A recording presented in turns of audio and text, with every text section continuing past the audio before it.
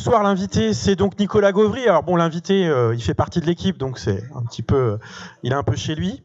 Alors Nicolas Gauvry, donc à la base, c'est un mathématicien, quelqu'un qui a fait d'abord des maths, qui s'est ensuite intéressé à la psychologie et qui est allé jusqu'à un doctorat en sciences cognitives.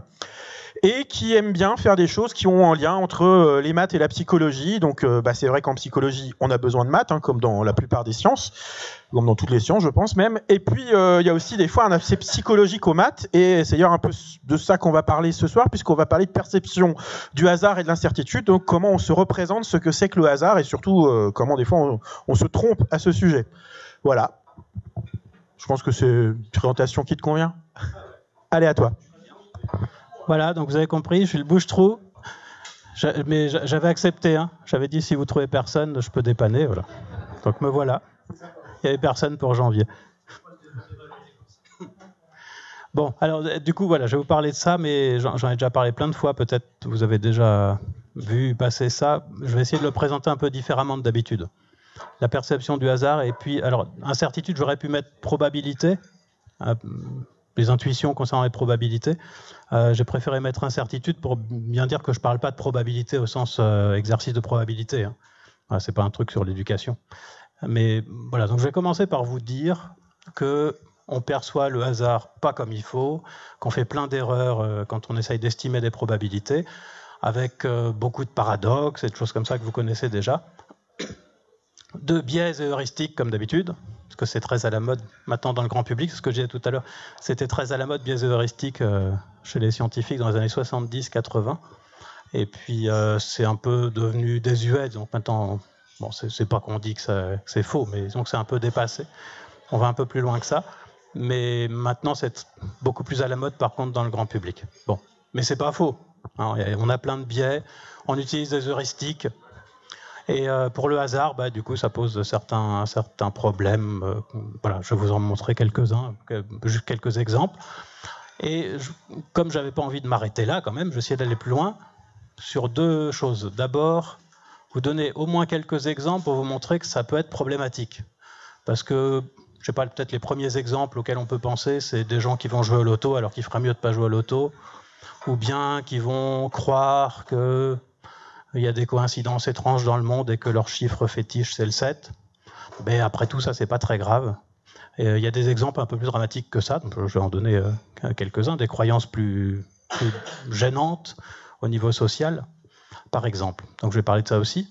Et puis, pour pas m'arrêter ni au comment, ni au jusqu'où ça peut être problématique, je vais aussi essayer de vous montrer comment, en fait, toutes les erreurs qu'on fait, ou un certain nombre d'erreurs qu'on fait concernant le hasard et les probabilités, sont parfois rationnelles d'une certaine manière. Voilà. Et donc pour commencer, si ça marche, voilà, on va faire une expérience de pensée, peut-être, ou un exercice de proba, ça dépend comment vous voyez ça. On va lancer 2 dés. Alors ceux qui savent, ceux qui connaissent ne disent rien aux autres, hein, gardez ça dans votre tête. Mais voilà un petit problème qu'on peut poser à n'importe quel niveau. Moi j'ai posé cette question, la question que je vais vous énoncer juste après, à des gamins de CE2, puis je vais vous dire ce qu'ils ont répondu tout de suite. Donc voilà le problème, c'est on lance 2 dés. Alors je parle de dés à 6 faces, parce que je sais qu'il y a des gens qui jouent à plein de jeux bizarres avec des dés à 27 ou 102 faces. Là c'est des dés à 6 faces, et donc je suppose équilibré, et chacun des 2 dés donc, tombe sur 1, 2, 3, 4, 5 ou 6 avec la même probabilité. Quand je lance les 2 dés, donc ça peut faire n'importe quelle somme de 2 jusqu'à 12. Et question, est-ce que j'ai plus de chances d'avoir 11 ou est-ce que j'ai plus de chances d'avoir 12 ou est-ce que pour 11 et 12, c'est la même chose, même probabilité? Voilà, quand j'ai demandé ça à des gamins de CE2, ils avaient chacun leur idée. Hein. Il y en a qui disaient que c'était pareil, d'autres qui disaient, il y en a un qui m'a dit que 12 c'était plus probable. Quand j'ai demandé pourquoi, il m'a dit parce que moi j'ai toujours de la chance au jeu. Et d'autres qui m'ont dit que 12 c'était moins probable. Et pourquoi? Parce que 12 quand même c'est rare. Voilà, c'était la réponse. Donc là, mais disons une idée peut-être plus répandue, j'ai plus les statistiques de mon truc de CE2 en tête, mais peut-être que 12 moins probable, c'est peut-être plus répandu que les 2 autres possibilités. Et voilà, c'est ce que pensent souvent donc des gens qui n'ont jamais étudié les probabilités. Voilà, et vous qui avez été un peu plus à l'école, après le CE2, vous répondez sûrement différemment. Et peut-être, certains d'entre vous pensent que pour 11 et pour 12, c'est la même probabilité.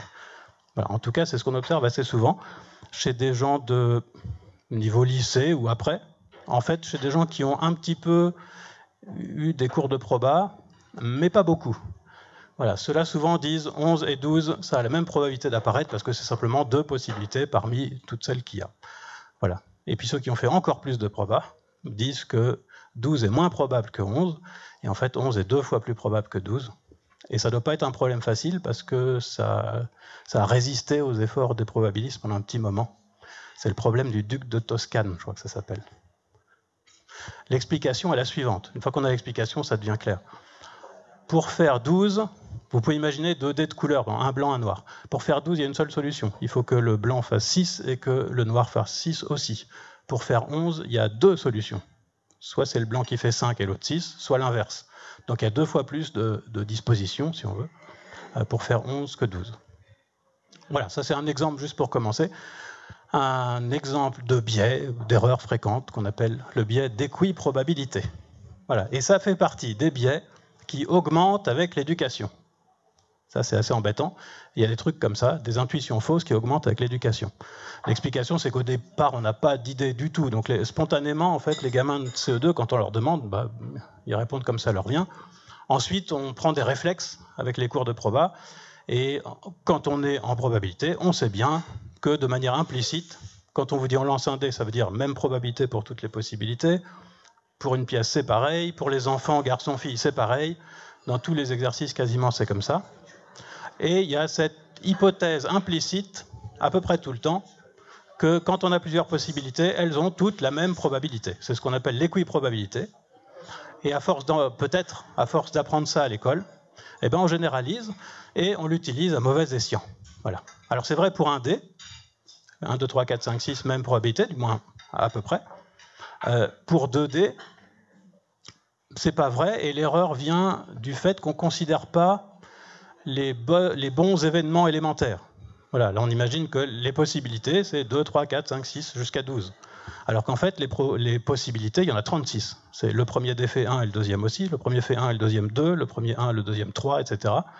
Vous avez donc les 6 possibilités, vous pouvez imaginer ça dans un tableau avec 6 colonnes et 6 lignes, et qui vous donne ce que vous avez trouvé pour chacun des 2 dés.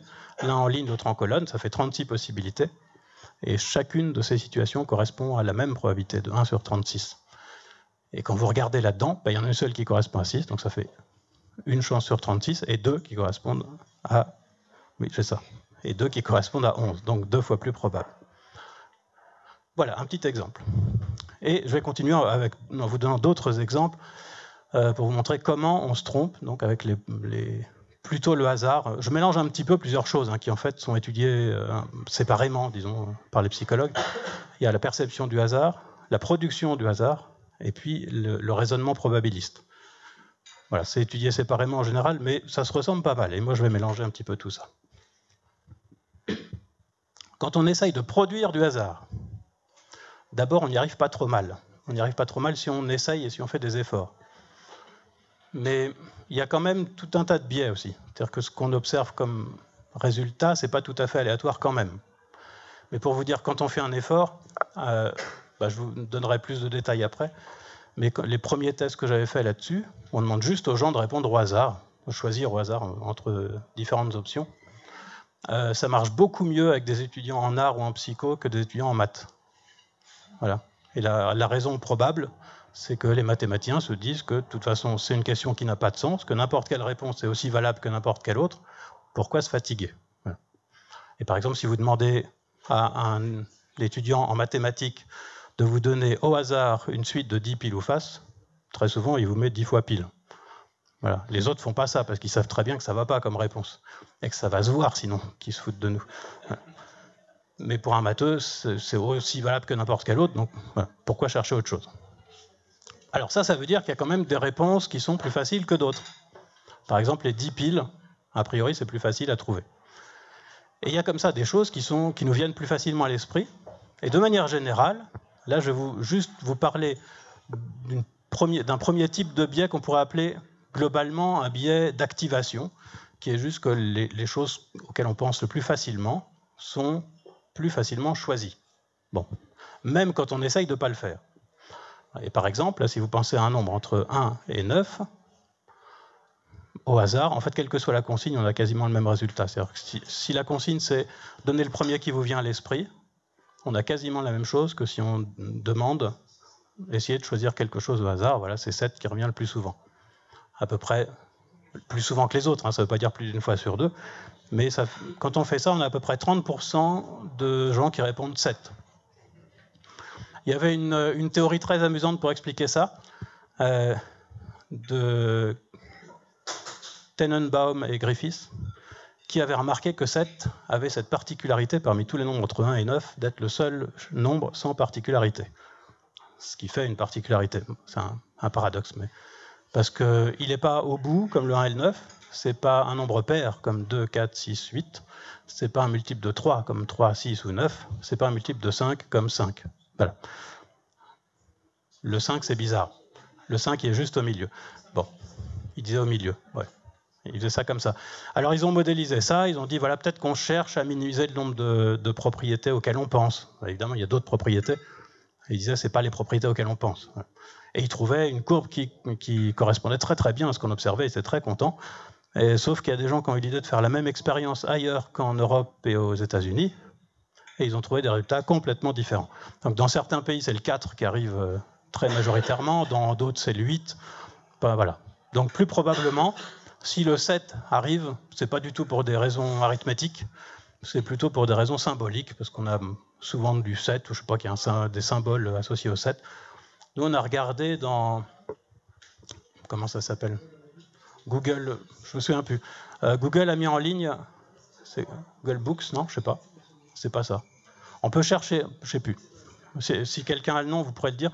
On peut chercher le nombre d'occurrences de certains noms, mots, dans... Ngram Viewer, voilà. Merci. Bravo. Dans Ngram Viewer, vous pouvez faire ça. Et donc, vous voyez le nombre d'occurrences du mot que vous voulez dans toute la littérature depuis, enfin, celle qui a été mise là, en tout cas, depuis au moins 2 siècles. Et donc, c'est marrant, on a retrouvé le même effet avec plus de 7 dans la littérature en français.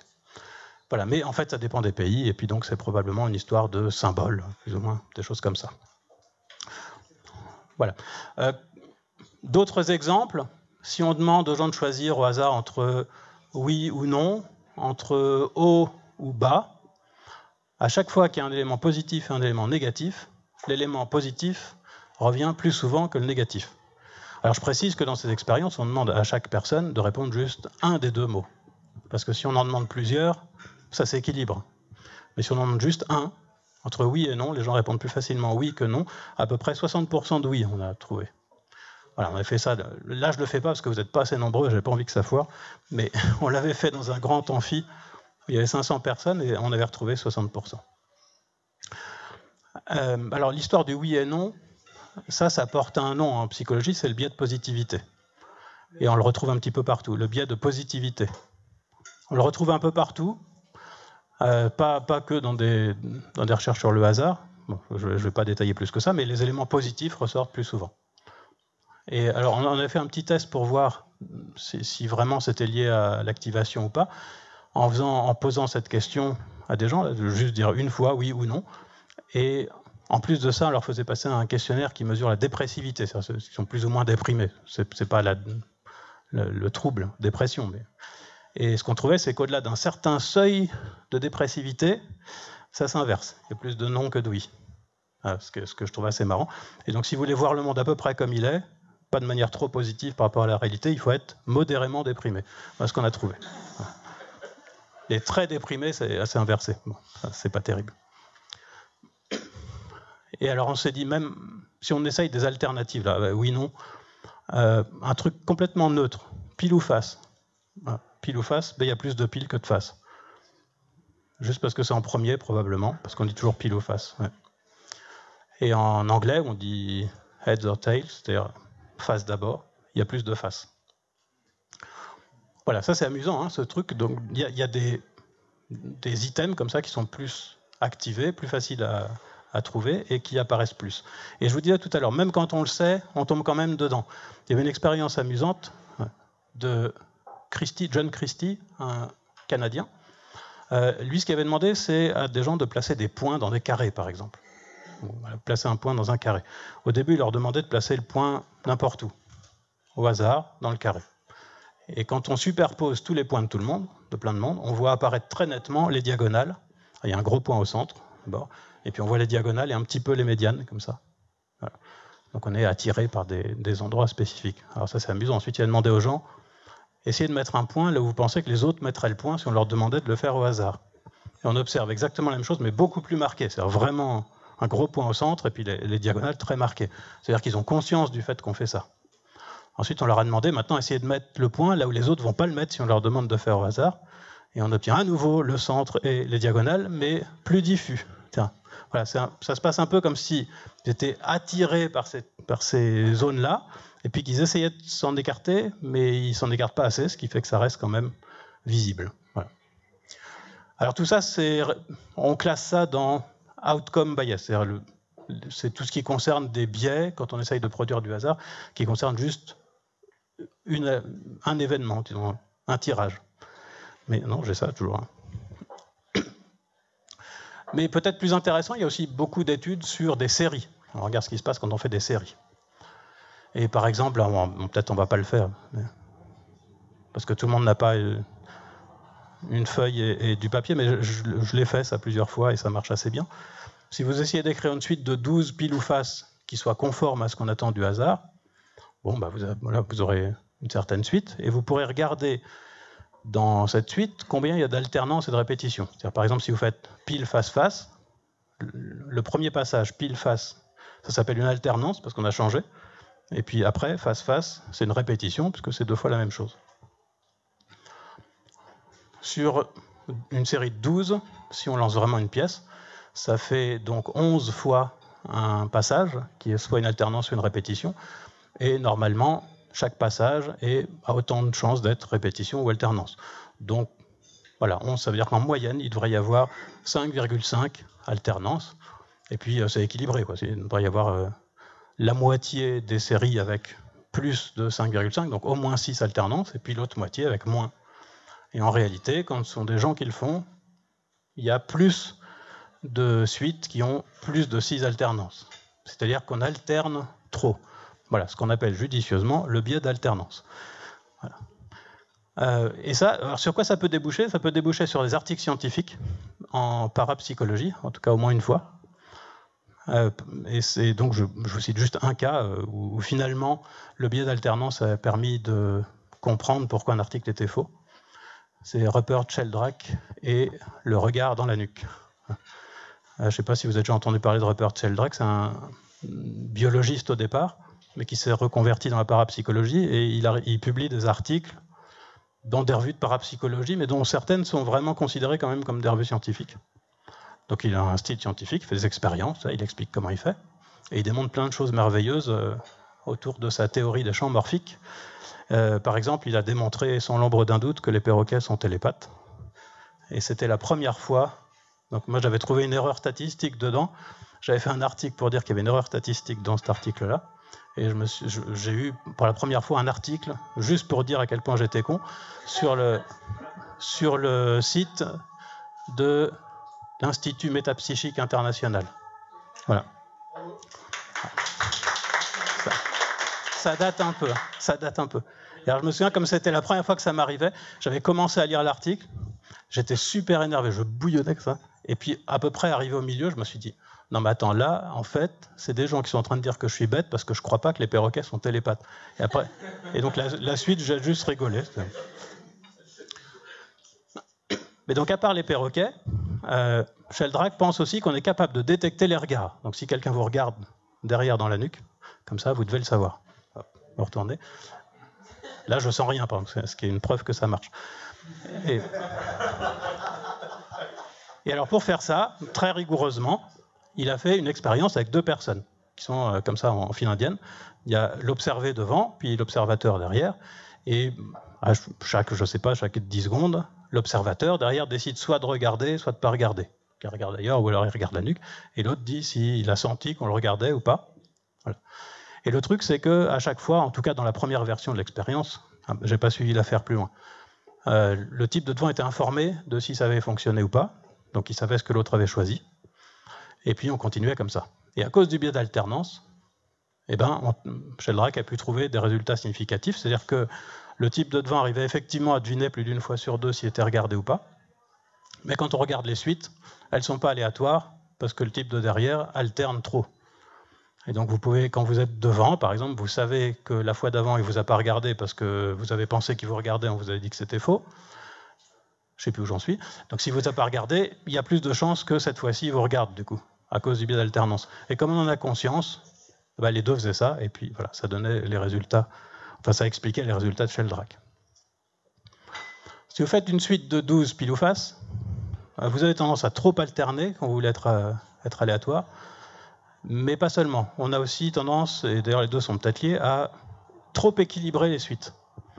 A priori, si vous lancez 12 fois une pièce, est-ce que c'est plus probable d'avoir 5 fois pile ou 6 fois pile? 6 fois, c'est exactement équilibré, 5 fois, pas tout à fait. Qui répond? 6 fois, c'est plus probable. Mais... Par contre, pas 6 fois, c'est plus probable que 6 fois, mais 6 fois, c'est plus probable que 5 fois. Alors, je vais vous montrer. Donc, je vous dis ça juste pour dire que ce n'est pas absurde d'essayer d'équilibrer les suites. Je vais vous montrer ça, pas sur 12, parce qu'il y en a trop, mais sur... Non, c'est pas grave. Mais sur 4. Je le présente comme ça, parce que ça a été fait comme ça dans plein d'études. Donc, voilà, on met des O et des X à la place des piles ou faces, mais ça revient au même. Donc, vous avez en bleu, en haut à gauche, les séries où il n'y a pas du tout de X, donc de face, si vous voulez, par exemple. Voilà, 0x, il y en a une seule. Je n'ai pas mis le complémentaire où il n'y aurait que des x, et ça ferait donc 4x. Les 4 en dessous, c'est toutes celles où vous avez 1x. Et donc vous en avez aussi 4 où il y a 3x, en remplaçant les x par des O. Et à droite, vous avez toutes celles où il y a 2x, mais qu'il y en a plus. Voilà, donc c'est pas illogique de piocher plutôt là-dedans que là-dedans, parce que celle-ci arrive plus souvent. Sauf qu'en fait, on le fait plus qu'on devrait. C'est-à-dire que là, vous voyez qu'il devrait y avoir 6 fois plus de séries là-dedans que de séries où tout est équivalent, comme les 4 O, par exemple. Et en fait, ça arrive plus que ça. Voilà. Donc on exagère un trait qui, effectivement, se trouve là.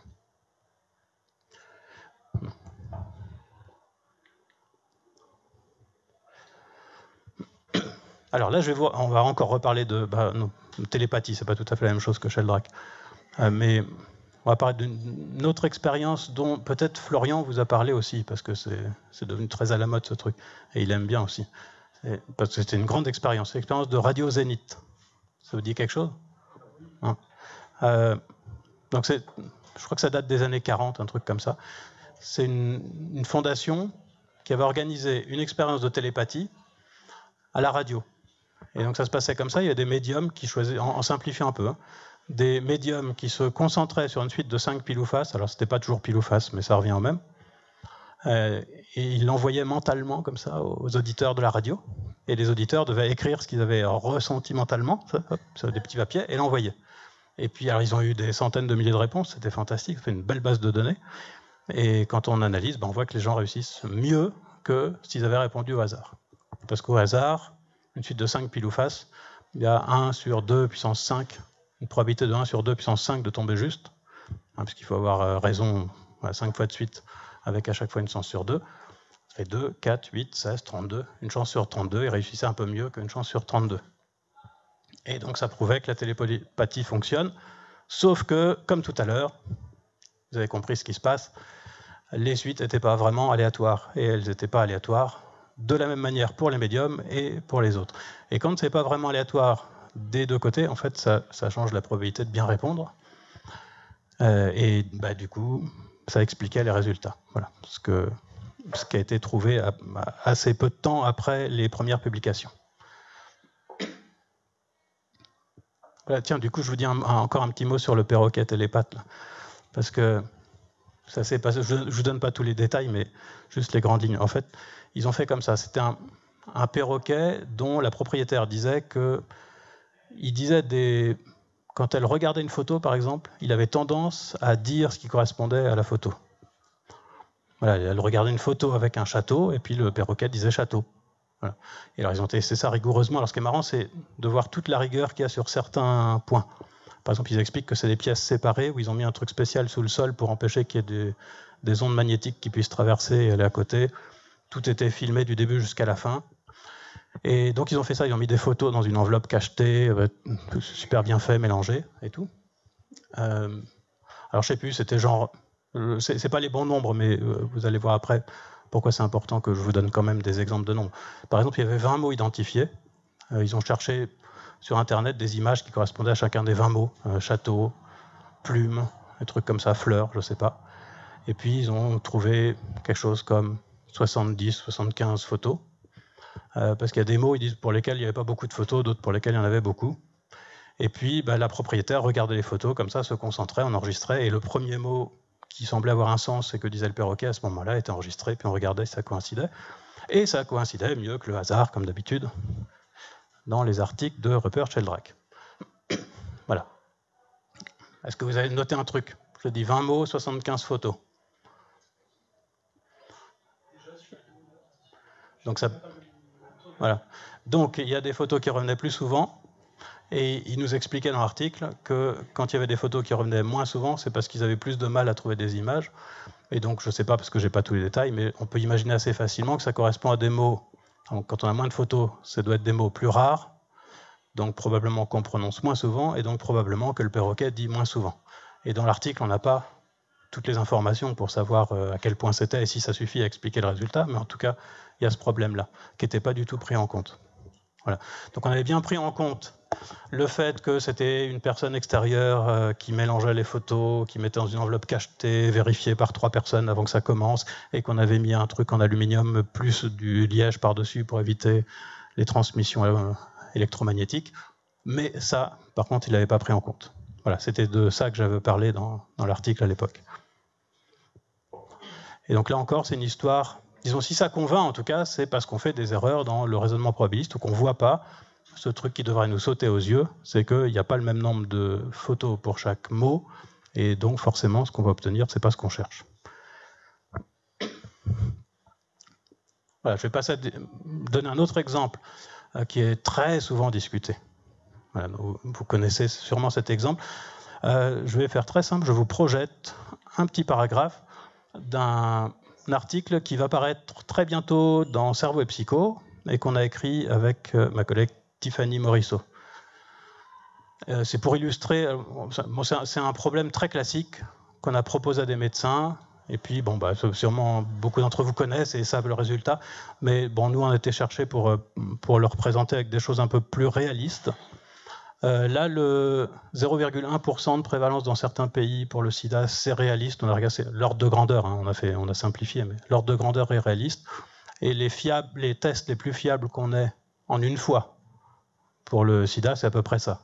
99%, c'est très fiable. Donc, fiable à 99%, c'est-à-dire si vous avez vraiment le sida, vous avez 99% de chance que le test soit positif. Et si vous ne l'avez pas, vous avez 1% de chance que le test soit positif quand même. C'est un faux positif. Voilà, donc c'est un test très fiable. Et la question classique, donc, c'est, avec ces informations, vous pouvez savoir quelle est la probabilité que la personne qu'on a choisie au hasard et qui a eu un test positif soit effectivement touchée. Bon, là, vous vous méfiez un peu, de toute façon. Donc, même si vous n'avez pas déjà vu ce truc, vous devez vous méfier. Mais voilà, ce qui vient à l'esprit souvent, c'est si le test est fiable à 99%, c'est que la réponse doit être 99%. Évidemment, c'est pas ça. La réponse, c'est à peu près 10%. Ça veut dire que très probablement la personne n'est pas contaminée. Et voilà comment ça se voit. Décidément, je sais pas. Voilà. On peut le voir comme ça. J'ai dessiné 1000 carrés qui correspondent à 1000 personnes. La personne contaminée est en rouge en haut à gauche. Voilà. Rouge, ça veut dire oui, elle a le sida. Et puis, ce que j'ai encadré, là, ça correspond aux personnes qui... Donc, c'est un truc approximatif. On pourrait faire quelque chose de plus précis en prenant 10 000 points au lieu de 1000. Mais voilà, on va faire simple. Donc, on va dire, si on fait passer le test à tout le monde, il y a une personne atteinte, comme le test est très fiable, il sera très probablement positif. Donc, je considère que c'est positif. Et sur les à peu près 1000 qui restent, 999 ou 1000, c'est pareil, on va dire. Il y aura 1%, c'est-à-dire 10, ou 9, là j'en ai mis que 9, mais 10 sinon, qui donnent un test positif. Et donc en gros ça fait ça, et grosso modo donc ça fait une chance sur 10, c'est-à-dire que parmi tous ceux qui ont un test positif, il y en a en fait 1 sur 11. Oui. Je crois que la question est mal posée en fait. Tu peux revenir sur la question? Là tu dis la question c'est quelle est la probabilité que cette personne soit atteinte du sida? Parce que oui. Pour moi c'est 0,1%. Là, le test est positif. Le test est positif. Sachant que je n'ai pas vu sachant que Ah, il est où? D'accord. Ah si, le test qui se révèle positif. Voilà. Ouf. Alors, du coup, la suite du raisonnement m'a complètement échappé. D'accord. Bon. Non, j'ai pas de formule. Je mets pas de formule. Mais bon, c'est pas grave. L'idée générale, c'est quand vous avez un test, même très fiable, pour détecter une maladie rare, si on prend une personne au hasard, qu'elle passe le test, que le test est positif, probablement, elle n'a pas la maladie. Alors là, je ne comprends pas du tout pourquoi. Pourquoi? Parce que quasiment tout le monde n'a pas la maladie. Et donc si je reprends le dessin, là, peut-être ça va être plus... Oui. Donc, je prends 1000 personnes, d'accord? Donc, 1000 personnes, ok, chaque personne correspond à un petit carré. Sur 1000 personnes, il y en a une qui est touchée. C'est le carré en rouge, là-haut. Voilà. La personne qui est touchée, on va faire des petites approximations, mais on va dire qu'elle aura un test positif, parce que le test est très fiable. D'accord? Après, sur toutes les autres personnes, à peu près 1000, qui ne sont pas touchées, il y a 1% des gens qui ont quand même un test positif. Et 1% de 1000, ça fait 10. Donc ça veut dire parmi toutes les personnes qui n'ont pas le sida, 10 vont avoir un test positif quand même. Et donc ça fait plus de gens qui vont avoir un test positif alors qu'ils n'ont rien, que de gens qui sont vraiment malades. Voilà.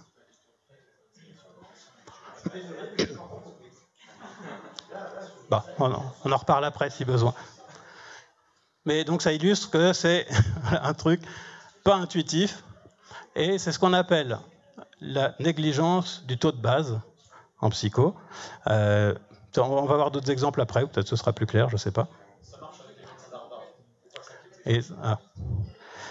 Et donc quand on fait passer ça à des médecins, les médecins aussi se trompent assez souvent. Et quand on fait passer ça à plein de gens ou des étudiants, il y a à peu près 4% de réussite à ce type de problème. Voilà, c'est pour dire que c'est pas facile.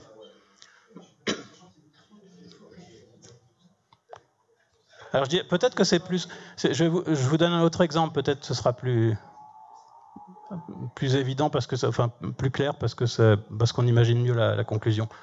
C'est un truc que quand je fais des conférences sur le haut potentiel intellectuel, j'en parle.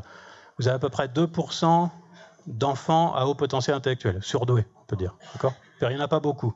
Il y a très peu de surdoués. Il y a des gens qui vous disent les surdoués sont plus ceci ou cela. Alors par exemple, ils ont plus de vocabulaire. Ça c'est vrai. Ils ont plus de vocabulaire, ils sont plus curieux que les autres. S'ils sont plus curieux que les autres, c'est-à-dire que quand je vois un gamin très curieux, du coup, peut-être qu'il est surdoué, puisque les surdoués sont plus curieux. Voilà. Et donc ce que je dis souvent dans mes conférences, et ça c'est vrai que les surdoués sont plus curieux en moyenne que les autres, mais si vous voyez un gamin et que la seule chose que vous savez sur ce gamin c'est qu'il est très curieux, très probablement il n'est pas à haut potentiel. Tout simplement parce qu'il n'y en a pas beaucoup à haut potentiel. Et donc le raisonnement c'est juste de dire, si j'apprends qu'il est curieux, ça augmente la probabilité qu'il soit surdoué. Mais la probabilité de départ c'était 2%, donc peut-être que ça va devenir 3%, mais ça ne va pas devenir 50 ou 60%. Là c'est un peu pareil. Voilà, vous prenez quelqu'un au hasard, c'est quasiment sûr qu'il n'a pas le sida, parce que c'est très rare, heureusement. Vous lui faites passer le test qui est positif, comme le test commet quand même des erreurs, si le test est positif, ça augmente considérablement la probabilité qu'il ait le sida. Parce que là, vous voyez qu'a priori, la probabilité c'était 0,1%, donc une chance sur 1000, et une fois qu'on sait que le test est positif, on passe à 10%, c'est-à-dire on a multiplié la probabilité par 100. C'est énorme. On en reparle après, si vous voulez. Mais pas après 10 heures, parce que à 10 heures, tout est fini. Alors, un autre exemple, encore un petit peu classique aussi, que je vais vous présenter dans la forme historique. de Galton. Voilà, Galton qui avait mesuré des parents et des enfants pour voir ce qui se passait, et qui avait remarqué que, peut-être vous savez ça, il y a une part génétique là-dedans. Et donc si vous avez des parents très grands, probablement vous êtes grand aussi. Si vous avez des parents petits, probablement vous êtes plus petit aussi que la moyenne. Mais il n'avait pas seulement remarqué ça, il avait remarqué quelque chose de tout à fait étonnant, c'est que si on a des parents très grands, on a tendance à être plus petit que nos parents. Si on a des parents très petits, on a tendance à être plus grand que nos parents. C'est bizarre. Et donc lui, il avait appelé ça la régression vers la moyenne. Et ce qu'il disait, c'est que du coup, quand on regarde l'évolution, au bout d'un moment, on va tous faire la même taille. Parce que quand les parents sont grands, après, ça diminue, puis quand ils sont petits, ça monte. En fait, non, ça ne fait pas ça. La variance ne diminue pas. Et le phénomène de régression vers la moyenne, ce n'est pas un truc biologique, c'est un truc purement mathématique, qui vient du fait que la taille qu'on a, ça dépend en partie de celle des parents, mais pas seulement. Il y a une part aussi qui ne dépend pas de ça, qui dépend de plein d'autres choses. L'alimentation, peut-être du voisin ou du plombier, ça dépend, des choses comme ça. Et à cause de ça, quand on sélectionne des valeurs très hautes pour la variable taille des parents, la deuxième variable qui est liée, mais pas complètement à celle-ci, qui est notre taille, eh ben, a tendance à se rapprocher de la moyenne, mais c'est encore une fois un truc purement mathématique. Exactement, alors on peut imaginer ça comme ça. Les notes d'un élève en maths, par exemple, ça dépend de son niveau mathématique, mais pas seulement, ça varie. Bon, ben, quand vous avez 20 en maths, probablement la fois d'après, vous aurez moins. Voilà, parce que si vous avez 20 en maths, c'est sans doute que vous êtes fort en maths, mais en plus, vous avez eu de la chance, ça tombait sur ce qui vous plaisait, vous n'avez pas fait d'erreur, des choses comme ça, voilà. Même si vous êtes très bon, quand vous avez 19, la fois d'après, probablement, vous aurez moins. Parce que 19, c'est déjà très haut. Voilà, par contre, si vous avez 0 ou 1, même en étant mauvais, la fois d'après, vous aurez peut-être plus. Voilà, c'est juste ça, le phénomène de régression vers la moyenne. C'est quand vous avez deux variables qui ne sont pas complètement liées, si vous sélectionnez les plus grandes valeurs de la première, la fois d'après, ce sera probablement, ou l'autre sera probablement plus basse. Voilà, juste parce qu'on a sélectionné les plus grandes. Et je vous reparle tout à l'heure d'effet de cette cécité, si on veut, au phénomène de régression vers la moyenne, le fait que ce n'est pas du tout naturel. Voilà. On est combien là 2, 4, 6, 8, 10, 12, 14, 16, 18, 20 Ah, on dépasse, on peut essayer. Est-ce que, si tout le monde est d'accord, on va dire nos dates d'anniversaire, donc le jour et pas l'année, s'il vous plaît, le jour et le mois, et puis on regarde si des fois il n'y en aurait pas deux qui coïncident dans la salle. C'est pas sûr. Hein. Bon, moi c'est 25 septembre. C'est pas mars. 3 septembre. 28 juin. 28 juillet. 4 août. 2 décembre. 13 juillet. 14 juillet. 16 avril. 19 juillet. 13 juillet. 25 juillet. 31 mai. 23 août. 4 septembre. 4 septembre. C'était hier. 19 décembre. 5 juin. 14 août. 29 avril. 16 août. 16 janvier. 29 mars. 14 octobre. C'est raté? Il n'y en a pas deux pareils? Non. Bon. J'ai pas tout retenu, mais je me dis que si quelqu'un avait entendu sa date, je l'aurais reconnu. Bon. Alors, est-ce que c'est étonnant? On est à peu près 25, c'est ça? Bon. Est-ce que ça aurait été étonnant? Voilà, on va plutôt le poser comme ça. Si on avait eu deux qui coïncident, est-ce que ça aurait été étonnant? Ceux qui connaissent le paradoxe des anniversaires disent non, et les autres disent oui. Voilà. Normalement, c'est comme ça que ça se passe. Est-ce que c'est étonnant qu'il n'y en ait pas? Qu'il n'y en ait pas, oui. Là, non, c'est pas étonnant qu'il n'y en ait pas non plus, parce qu'on n'est pas très loin de la limite. Et donc, c'est ça, c'est ce qu'on appelle. Donc, voilà, vous connaissez tous le paradoxe d'anniversaire. C'est que si on n'est pas très nombreux, je vais te dire, si on n'est pas très nombreux même dans une salle, en fait, il suffit qu'on soit à partir de 23, ça marche. À partir de 23 personnes dans une salle, il y a une chance sur deux pour que 2 personnes aient la même date d'anniversaire. Voilà, sur 23. C'est assez contre-intuitif parce que peut-être parce qu'on confond avec une autre question qui est, s'il y a 23 personnes dans la salle, quelle est la probabilité que l'une des 22 autres ait la même date que moi? Et là, c'est beaucoup plus faible. Mais voilà. Donc quelque chose de contre-intuitif, en tout cas, c'est ça. la probabilité pour que deux anniversaires coïncident, si on est 23, ça fait 0,5, ici une chance sur 2, et après, vous voyez, ça monte comme ça, j'ai mis la courbe ici. À 50 personnes, on est à 97%, si je me souviens bien. Voilà. Donc ça monte très vite, et c'est complètement contre-intuitif. Bon, ça, c'est pas grave, hein, si on se trompe sur les anniversaires. Moi, je fais ça, j'ai des groupes, là où j'enseigne, j'ai des groupes d'à peu près 25. Je le fais à chaque fois, et ça marche à peu près une fois sur 2, bon, comme prévu. Alors, maintenant, est-ce que vraiment c'est gênant de se tromper sur la probabilité de coïncidence de deux anniversaires si on est 23 dans la salle? Pas vraiment. Mais ça peut être plus embêtant quand ça touche, par exemple, à la santé. Alors, je vais juste commencer par... évidemment, là, on a le choix. Hein, je commence par une psychothérapie qui, je pense, doit son succès beaucoup à des erreurs de raisonnement probabilistes. La psychogénéalogie. Pour ceux qui ne connaissent pas, je fais un petit résumé de la psychogénéalogie. Donc, c'est une thérapie psychologique inventée par Anne Ancelin, je l'ai noté heureusement, Schützenberger. Voilà, une psychologue qui a inventé ça. Et voilà le point de départ. Le point de départ, c'est de dire on peut avoir des problèmes dans notre vie parce que nos parents, nos grands-parents, nos oncles, etc., enfin n'importe qui dans les générations précédentes, ont eu des problèmes. Bon, jusque-là, c'est pas idiot. Je pense que si on a deux parents dépressifs, c'est pas sûr qu'on aille aussi bien que sinon. Bon, donc ça va. Sauf qu'elle, elle imagine que c'est plus précis que ça. C'est-à-dire qu'on peut avoir des problèmes très spécifiques, à une date spécifique, parce que quelqu'un qu'on n'a jamais connu plusieurs générations avant a eu quelque chose à la même date, par exemple, ou au même âge. Et donc, je fais vite, parce que je vois que l'heure tourne beaucoup plus vite que j'avais prévu. Et donc, ce qu'elle fait, c'est comme ça que ça marche, vous allez la voir parce qu'il y a un truc qui ne va pas, je ne sais pas, vous avez eu des idées suicidaires la semaine dernière, elle vous dit ça doit être dû à un truc qui s'est passé aux alentours du 25 janvier chez un de vos ancêtres. Et donc on va chercher partout chez vos ancêtres, donc on construit un arbre généalogique et puis vous allez creuser, chercher, interroger votre famille pour chercher ce qui s'est passé, est-ce qu'il n'y a pas un oncle qui a disparu, quelque chose comme ça. Voilà. Et puis alors, en plus, ce qui est bien, c'est que c'est un peu lâche, c'est-à-dire si c'est pas vraiment la bonne date, mais à peu près, ça marche aussi. Si c'est pas la date qui coïncide mais l'âge, ça marche aussi. Des choses comme ça. Voilà. Et dans les exemples qui sont donnés régulièrement pour la psychogénéalogie, il y a par exemple déclarer un cancer à une certaine date. Donc ça s'attaque même à des maladies qui ne sont pas seulement des troubles psychologiques. Et beaucoup de gens sont convaincus parce que quand on fait ces recherches généalogiques, assez souvent, effectivement, on retrouve des dates qui coïncident. Mais dans votre grande sagesse, vous avez reconnu évidemment un avatar du paradoxe de l'anniversaire.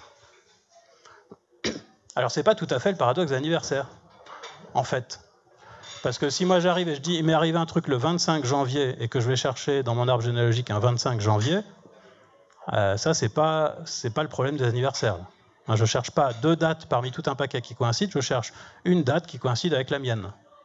Voilà. Sauf qu'en fait, comme je vous disais juste avant, ça ne va pas être juste le 25 janvier, ça va être le jour où j'ai eu des idées suicidaires, le jour où j'ai commencé à me sentir mal, l'âge que j'ai, etc. Donc on a une première liste qui me concerne, avec des dates. Pour simplifier, on peut faire ça comme ça. On a une liste de dates qui me concerne, et une liste de dates qui concerne mes ancêtres, et on regarde s'il y a une date de la première liste qui correspond à une date de la deuxième liste. Et ça marche souvent. Même si ce n'est pas aussi frappant que pour le paradoxe anniversaire, c'est aussi un paradoxe, et ça s'appelle le problème des anniversaires à deux listes. Et là, vous avez les probabilités qui correspondent à... Alors, si vous regardez la courbe bleue, c'est pour 10. C'est-à-dire, si moi j'ai 10 dates, ici, voilà. Ce que ça veut dire, c'est si moi j'ai 10 dates et que j'en trouve 50 chez mes ancêtres, la probabilité qu'il y ait une coïncidence, elle est à peu près à 0,8, quoi, grosso modo. En fait, c'est 0,75. 75%. En rouge, c'est si j'ai 20 dates pour moi. Et en vert, c'est si j'ai 5 dates pour moi. Vert, c'est ici. Voilà. Et comme en fait, dans la procédure de la psychogénéalogie, on cherche jusqu'à ce qu'on trouve quelque chose, même si la plupart des gens s'arrêtent avant 70, par exemple, quand il y en a qui vont s'arrêter à 20 dates, d'autres 30, d'autres 40, d'autres 50, mais on s'arrête parce qu'on a trouvé. Et il faut regarder jusqu'où on va au maximum. Et si au maximum on va jusqu'à 100 dates, c'est ça qu'il faut regarder ici. Donc effectivement, on trouve probablement souvent des coïncidences, mais ça ne veut pas dire grand-chose. Et à mon avis, si c'est convaincant, c'est à cause du paradoxe d'anniversaire dans la version de List. Voilà, il y avait une très belle émission il y a longtemps, sur plusieurs années, sur la psychogénéalogie, et où on voyait ce moment fabuleux où, pour une fois, ça ne marchait pas. C'est-à-dire que le type avait beau chercher, il lui est arrivé un truc à 24 ans, et rien du tout. Et il a fini juste par trouver qu'il avait un arrière-grand-oncle qui était parti en voyage, mais pas à 24 ans, à 30 ans, et qui n'était jamais revenu. Et là, la psychologue a fait « Mais vous êtes dans une dynamique d'aller vers 30 ans. » Et voilà. Donc même quand ça ne marche pas, ça marche.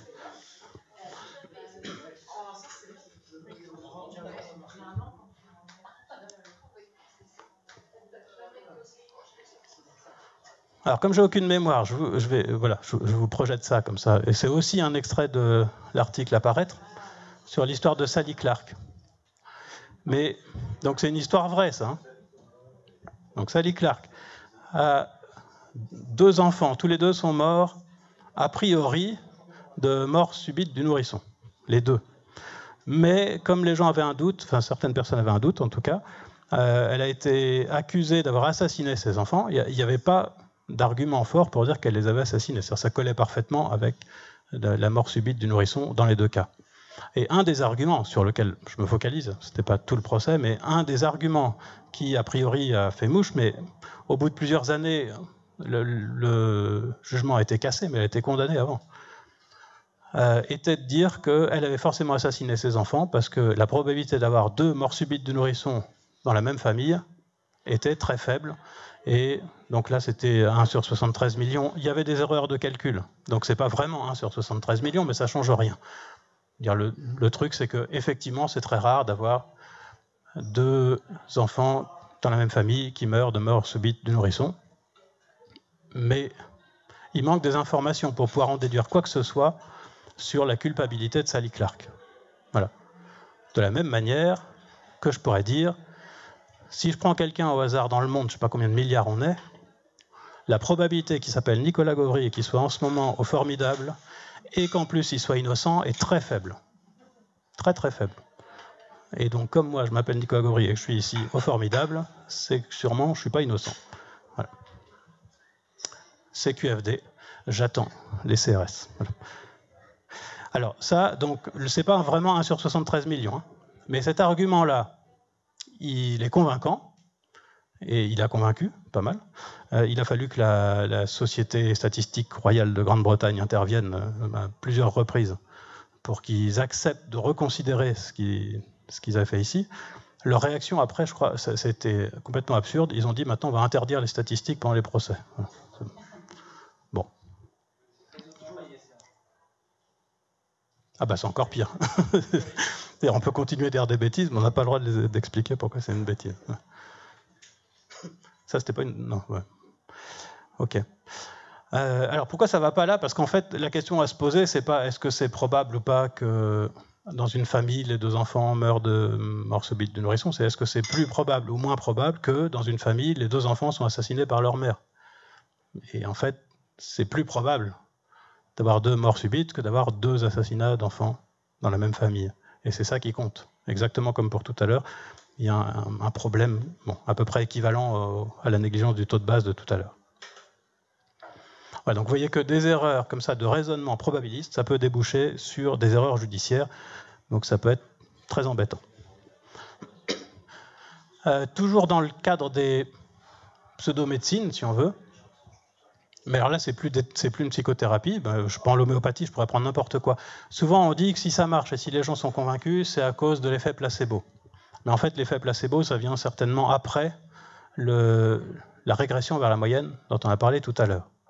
Si je prends sur un exemple tout bête, si vous avez 39 de fièvre, quoi que vous fassiez, 3 jours après, en général, vous avez moins. C'est un phénomène de régression vers la moyenne. Vous sélectionnez 2 trucs qui sont liés. Si vous avez sélectionné une valeur particulièrement élevée, la deuxième qui lui est liée mais pas complètement sera probablement plus basse. Voilà. Et bon, après la plupart des maladies qu'on attrape et qui sont pas graves passent toutes seules. Des fois j'ai des arguments comme ça, on voit le truc quoi. Il y a quelqu'un qui m'explique que l'homéopathie ça marche super bien pour les verrues. et qui ajoute, bon, des fois ça met du temps par contre. Et moi, je ne savais rien sur les verrues, donc j'ai demandé à un dermato, qu'est-ce qui se passe si on ne traite pas les verrues? Et il m'a dit, bah, c'est un virus, ça passe. Voilà. Alors du coup, je lui ai demandé pourquoi il me faisait mal comme ça avec son azote liquide. Et il m'a dit pour éviter de les transmettre, d'avoir des verrues partout avant qu'elles passent. Mais enfin, ça passe tout seul. Donc effectivement, si on met de l'homéopathie, ça n'empêche pas les verrues de disparaître. C'est ça, c'est un des avantages de l'homéopathie.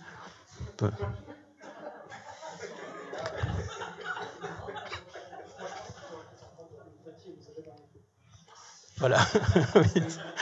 Oui, j'aime bien celle-là aussi. Ouais. Il y a alors une autre erreur, c'est une histoire vraie. Une autre erreur qui est fréquente, c'est de mal estimer des probabilités ou la crédibilité de quelque chose parce qu'on ne prend pas en compte les normes ensemble, d'où ça vient.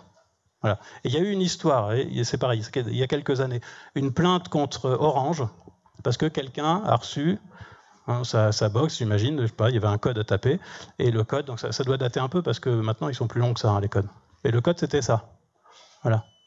Et donc lui il a dit c'est raciste, il a porté plainte, il y a eu toute une enquête, et Orange affirmait que qu'ils avaient un logiciel qui sortait des suites de lettres au hasard, et qu'ils y pouvaient rien, c'était comme ça, quoi. Voilà. Mais le mec n'était pas convaincu du tout, il dit ouais, c'est ça, et par hasard on tombe là-dessus. Voilà, ben, le problème c'est que par hasard en une fois, j'y crois moyen, bon, mais par hasard sur des millions de fois, bah oui, ça peut arriver. Voilà. Et on n'en tient pas forcément compte. Et alors, un peu dans le même ordre d'esprit. Donc là, ça peut déboucher, du coup, c'est une erreur statistique qui peut déboucher sur des procès contre Orange. Bon, on peut dire que c'est pas trop grave. Mais juste pour illustrer, un truc pas grave non plus, mais quand je m'étais intéressé un petit peu à la numérologie, là, vous savez, il y a des gens qui voient des 7 partout, par exemple, et qui sont très impressionnés par le nombre de 7 qu'on peut trouver dans à peu près n'importe quoi. Voilà. Mais je m'étais demandé est-ce que c'est si dur que ça de trouver des 7, et je regarde comment ils faisaient. Alors vous voyez que par exemple, si vous êtes né un 17, ils vont dire ça se termine par 7, si c'est votre nombre fétiche. Si vous êtes né un 16, il y a aussi 7, parce que 1 plus 6, ça fait 7. Si vous êtes né un 21, 3 fois 7, voilà, etc. Et donc j'avais juste regardé, parce que c'est difficile de savoir le pourcentage de nombres comme ça qu'on peut rapprocher au 7. J'avais regardé sur tous les nombres ça doit être 1 à 400. J'ai mis comme ça, et puis donc toutes les cases coloriées en quelque chose, c'est des cases qui correspondent à des nombres qu'on peut rapprocher du 7. Donc c'est des multiples de 7, qui se terminent par 7, qui commencent par 7, etc. Et au final, ça fait à peu près 40%. C'est quoi l'addition théosophique? C'est la somme, c'est le nom qui donne en numérologie à la somme des chiffres. Donc pour 16, 1 plus 6, 7. Voilà. Donc 40%. Ça veut dire quasiment la moitié des nombres entre 1 et 400. On peut dire que c'est un 7. Et donc si vous prenez la biographie de n'importe qui et vous voulez démontrer que 7 c'est son nombre fétiche, il suffit de trouver, vous prenez 50 premiers nombres qui apparaissent sur Wikipédia, et puis ça vous en fait presque 25. Voilà. Alors, il y a la même chose avec les codes de la Bible. Où là c'est vraiment, alors c'est très net dans les codes de la Bible que vous savez comment ça fonctionne, on écrit toutes les lettres dans des grilles comme ça, sans les espaces. Et puis on regarde si en cherchant des mots comme ça, si on trouve quelque chose. Et dans le code, en faisant ça avec la Bible, on trouve plein de trucs qui sont effectivement produits. On les trouve jamais avant que ça se produise. Mais après, on trouve qu'elles étaient déjà prédites. Voilà. Et donc par exemple, USA, Obama président, vous voyez, c'était prévu. Alors sauf que là, c'est pas la Bible, c'est les pensées de Pascal. Mais ça marche aussi avec Moby Dick et avec à peu près n'importe quoi. Simplement... Et en fait, il faut essayer, parce que c'est très difficile de se représenter le nombre de possibilités qu'il y a, de manières qu'il y a de chercher des mots comme ça. Et donc on a l'impression, quand on trouve quelque chose comme ça, que c'est étonnant. Et puis il y en a qui vendent des livres pour dire que tout était dans la Bible, parce que c'est étonnant. Mais simplement, c'est parce qu'on n'a pas conscience du grand nombre de grilles qu'on peut faire comme ça, de mots qu'on peut chercher, etc. Donc ça a été fait avec un logiciel développé par Sébastien Pommier, un zététicien de Marne-la-Vallée, et prof d'informatique. Et donc il avait fait ça, je ne sais pas comment il a fait, mais il a réussi à prendre l'ADN de la levure de bière, de transformer ça en lettres, et il a montré que c'était donc déjà prévu dans l'ADN de levure de bière qu'il allait avoir du poulet frit à midi, parce qu'il a trouvé comme ça poulet frites midi.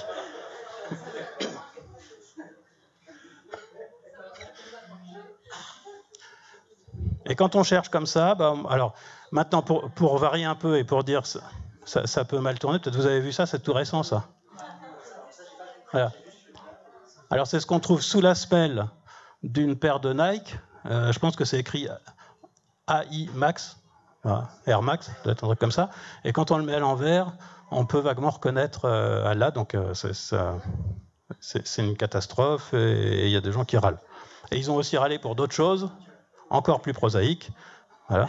Parce que là aussi, ils ont trouvé que ça ressemblait à Allah. Et donc Marks et Spencer a retiré, paraît-il, ce papier toilette insolent. Voilà. Donc je sais pas, mais je me dis ça pourrait mal tourner si tout le monde voit des coïncidences comme ça partout.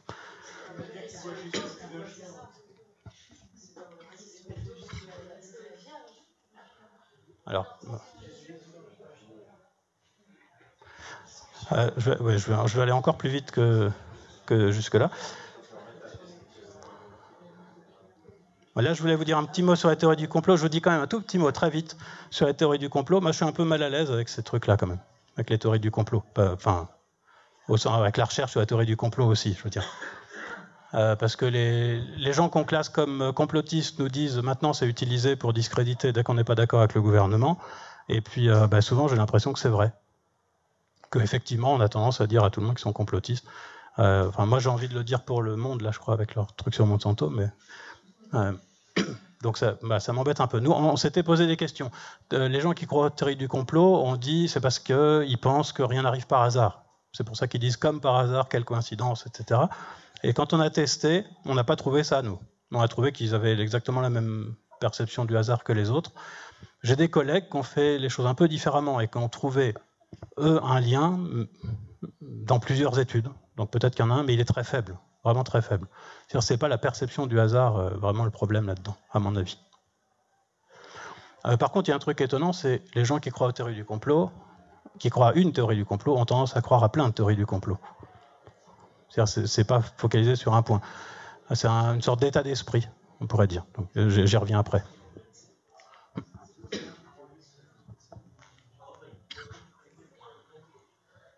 Alors, je vais passer ça. Parce que, alors, je vous dis juste un mot aussi quand même là-dessus, juste pour vous dire que la manière dont maintenant on considère en psychologie que les gens raisonnent, en gros, c'est une révision plus ou moins probabiliste des croyances. Déjà, on ne croit pas aux choses, soit pas du tout, soit complètement, en général, presque tout le temps. Il y a une adhésion, mais plus ou moins forte. C'est assez typique, par exemple, chez les gens qui utilisent de l'homéopathie, de dire qu'ils utilisent de l'homéopathie, mais si c'est grave, ils mettent en plus ce qu'a recommandé le médecin. Voilà. Ils vont voir l'homéopathe, mais si ça a l'air vraiment sérieux, ils préfèrent aller voir un médecin généraliste. C'est-à-dire ils y croient à moitié quand même. Hein. Je pense que c'est ça. En tout cas, voilà, l'image qu'on en a, c'est ça. On a pour chaque énoncé, donc par exemple, tel attentat, en fait, c'était un complot. On a un certain degré de croyance, ça pourrait être une probabilité. Et à chaque fois qu'on a une information qui arrive, on révise cette croyance. Donc si on apprend quelque chose qui va dans le sens de c'était un complot, on augmente. Si ça va dans le sens inverse, on baisse. Voilà, c'est ça la révision des croyances. Et ça, c'est pas du tout absurde. C'est tout à fait, c'est ce qu'on peut faire de mieux. D'un certain point de vue, et c'est démontré mathématiquement. Voilà, résultat, quand vous voyez passer un tweet sur quoi que ce soit, une information, entre guillemets, mais peut-être fausse, ça augmente, peut-être pas votre croyance, mais en tout cas, ça augmente la crédibilité de l'information.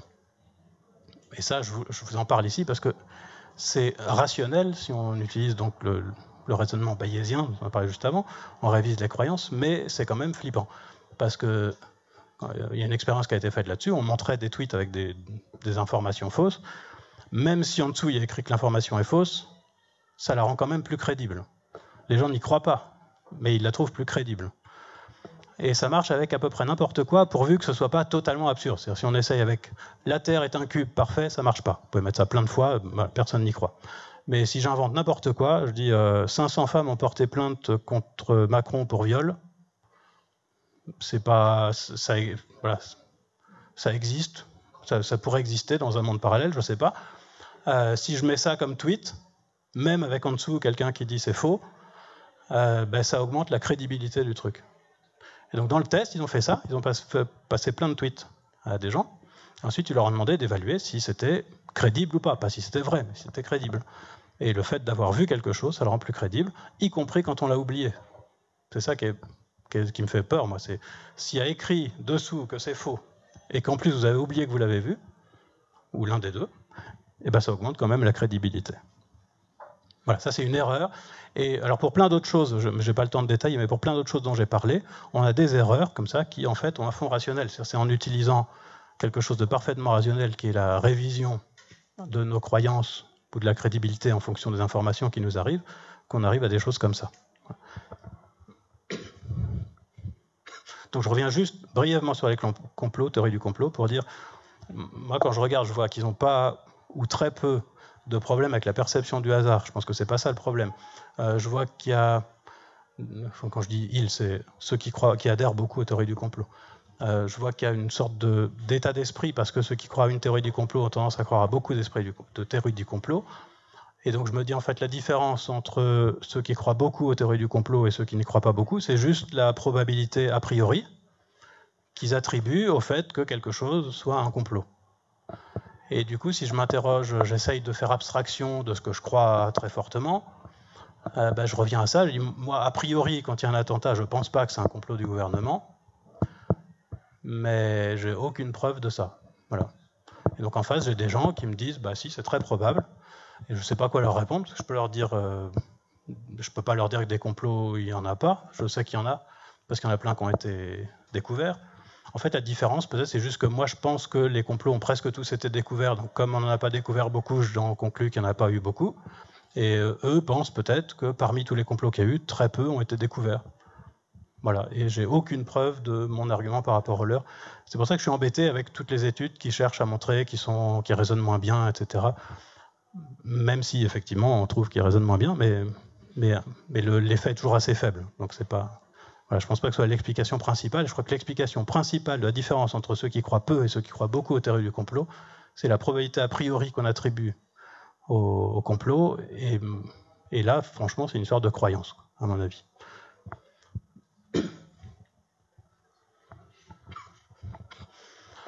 Si je vous montre des suites comme ça, donc on imagine des suites de pile ou face, un peu dans l'histoire du hasard, et que je vous demande, si je lance une pièce 12 fois, je crois qu'il y a 12 tirages, qu'est-ce qui est le plus probable? Bon, là, avec votre niveau, vous allez tous me dire que c'est pas exactement pareil, mais les gens ont tendance à penser que ça, c'est quand même, ça arrive plus facilement que ça quand on lance une pièce. Voilà. Alors, comment ça se fait? Est-ce qu'il y a une explication à ça? Parce que là, on pourrait dire que c'est vraiment l'irrationalité totale de penser que certaines suites sont plus probables que d'autres alors que c'est faux. En fait, il peut y avoir une très bonne raison derrière, c'est que la question que se posent vraiment les gens, c'est pas de savoir si on a plus de chances d'avoir ça ou ça. Bon, ça, c'est la question qu'on leur pose. Mais ce qu'eux imaginent, et d'ailleurs, quand on leur pose la question d'une manière ou de l'autre, ils donnent les mêmes réponses. La vraie question à laquelle ils aillent, eux, de répondre, c'est si j'obtiens ça, est-ce que j'en conclus que c'était une vraie pièce ou qu'il y avait un truc? Et si je vois ça, est-ce que j'en conclus qu'il y avait un truc ou que c'était une vraie pièce? Donc, on se pose la question à l'envers. Sachant qu'on a obtenu cette suite, est-ce qu'elle était produite par hasard? Voilà, c'est ça la question qu'on se pose. Et si on se pose cette question-là, on peut y répondre mathématiquement avec un concept que je ne vais pas du tout détailler, mais qui s'appelle la complexité. Voilà, et en gros, cette suite-là est très simple. Donc si je fais moi aussi très simple. Cette suite est très simple parce que je peux la décrire en disant c'est 12 fois face. Donc, je peux la décrire très simplement. Cette suite est assez simple parce que je peux dire c'est pile face qui se répète 6 fois. Et celle-ci est compliquée parce que si je veux dire ce que c'est exactement, le plus simple pour moi, c'est de dire toute la suite. Voilà. Donc celle-là, elle est complexe. Et il y a un lien entre complexité et hasard, ce qui fait qu'on peut donner une définition du hasard qui justifie de dire que ça, c'est plus aléatoire que ça. Et quand on regarde ce que ça donne, cette définition mathématique par rapport à ce que répondent les gens, complotistes ou pas, donc nous on l'a fait avec ça, on trouve qu'ils répondent très bien, dans le sens où ça correspond vraiment très bien à la théorie mathématique. Donc là encore, on a quelque chose qui est une erreur si on veut, parce que là on va penser que c'est pas le hasard, alors que là on va penser que c'est le hasard, alors que les deux ont la même probabilité d'apparaître avec une vraie pièce, mais les raisons derrière sont tout à fait formalisables mathématiquement, et c'est tout à fait rationnel. Voilà. Et le truc, c'est que ça nous fait penser, donc, dans le cas où on a des suites simples comme celle-ci, ça nous fait penser que ça ne doit pas être le hasard, donc qu'il y a un truc. Mais en réalité, ce problème mathématique qui est, connaissant 12 tirages d'un truc, je dois décider si c'est aléatoire ou déterministe, est insoluble. Il n'y a pas de méthode qui permette de dire, quand on a obtenu 12 fois pile, si c'était par hasard ou pas. Voilà, on peut juste attribuer des probabilités d'être aléatoire, si on peut. Non, ça, du coup, je vais passer. Juste pour vous dire, parce que là, j'ai dépassé mon temps aussi. Pour se sortir de ça, en fait, vous voyez le message général, et c'est à ça qu'arrivent maintenant plutôt les psychologues, c'est qu'en fait, on est très rationnel d'un certain point de vue, avec certaines erreurs qui restent, d'une part, avec des capacités cognitives très limitées. Par rapport aux ordinateurs, on est complètement nul. Mais qu'avec ça, on fait vraiment ce qu'on peut faire de mieux. Donc, on est assez rationnel, on a presque un raisonnement bayésien, mais ça débouche quand même sur des erreurs. Et donc la solution, c'est sans doute pas d'essayer d'améliorer nos intuitions et notre perception comme ça des probabilités. La solution, c'est probablement l'inhibition, donc c'est-à-dire de détecter les endroits où il vaudrait mieux pas se fier à l'intuition. Et c'est ça qui m'arrive, moi, quand je vois des problèmes de type, du type de la maladie rare qu'on a vu tout à l'heure avec le test mathématique. Quand j'ai des informations qui m'arrivent comme ça, j'espère, même en vrai, même quand c'est dans la vraie vie, quoi, quand c'est pas un exercice de maths, quand j'ai des informations qui m'arrivent comme ça, on me dit, on a fait passer un test à quelqu'un, il a eu un test positif et le test est très fiable. Là, je me dis, hop, alors là, c'est vraiment typiquement le cas où il ne faut pas se fier à l'intuition, et donc, soit je suspends mon jugement, soit je fais des calculs. Mais je ne me fie pas à l'intuition. Je pense que c'est à ça qu'on peut arriver de mieux, parce qu'on ne va pas arriver à avoir une intuition parfaite qui nous donne la bonne réponse. Voilà, c'est tout, c'est ma conclusion. Qui a une question ? Oui. Lorsque tu nous as présenté les calculs sur la probabilité de trouver un lien avec le 7 dans n'importe quel nombre, tu t'es arrivé à quelque chose comme 40%. La question, telle que je la comprends, c'est est-ce que tu as regardé sur d'autres chiffres ? Est-ce que par exemple, avec les mêmes méthodes, voilà ça. Est-ce que si tu fais avec le 3 ou avec le 5, le 4, le 2, est-ce que tu obtiens des probabilités du même genre ou plus fortes ou plus faibles ? Globalement, plus les nombres sont grands, plus ça va être difficile de trouver. Donc 7, c'est plus dur que 3, mais c'est plus facile que 11, par exemple. D'accord. Donc en fait, on pourrait très bien faire la même chose avec 4, par exemple. Voilà. D'accord. Ça fait une réponse. Allez. Ce que l'on voit là sur l'écran, là, ça me paraît... et dire que ceci est dû au hasard, moi, je ne le crois pas du tout. Non, ça, non. Non, ça, c'est pas hasard. C'est comme la suite des nombres premiers, c'est le même problème. Est-ce qu'un nombre est premier ou pas premier ? Oui. Il y a des auteurs qui ont parlé de probabilité qu'un nombre soit premier, ce qui me paraît absurde. Oui, mais ça veut dire proportion dans ce cadre-là. Oui, là, c'est plutôt une question de proportion. Et là aussi. Et là aussi. Oui, ça va mieux, là. Oui. Oui, quand je dis 40%, c'est 40% des nombres de 1 à 400. D'accord. Ouais. Bon, et puis, juste une toute petite chose que je dirais. Le problème de la coïncidence des dates de naissance, par exemple. Quand j'étais élève en lycée, tous les problèmes qui avaient rapport à des sujets comme celui-ci, je zappais complètement parce que je ne comprenais jamais rien. Voilà. Une question ici. Oui, à propos du fait de quand on demande un nombre au hasard à des gens, en fonction de géographiquement où on se trouve, on a un nombre différent qui apparaît. Oui.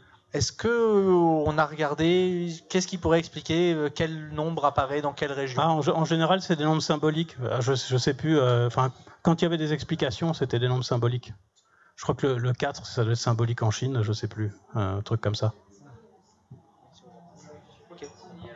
Mais donc c'était culturel, hein. Enfin, l'explication standard, c'est que c'est un effet culturel, juste. Ouais.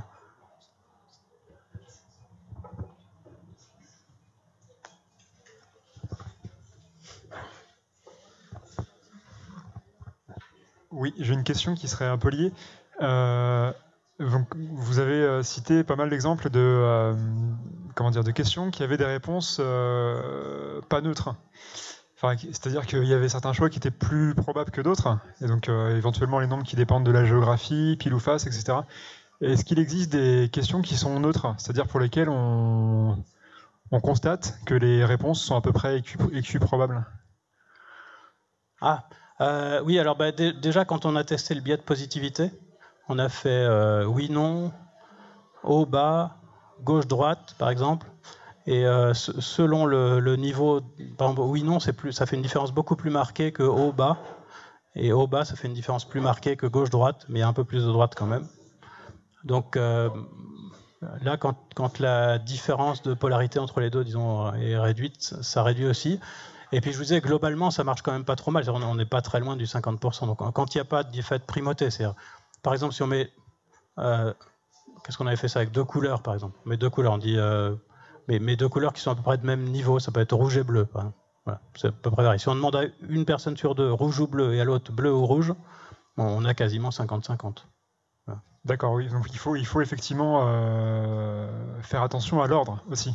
Voilà, mais les effets ne sont pas énormes, hein, parce que pour oui non, c'était 60 et 40%. D'accord. Donc là, c'était un peu important. L'effet de primauté est plus faible. Et alors si on contrebalance, là, il n'y a plus d'effet quasiment. D'accord, merci.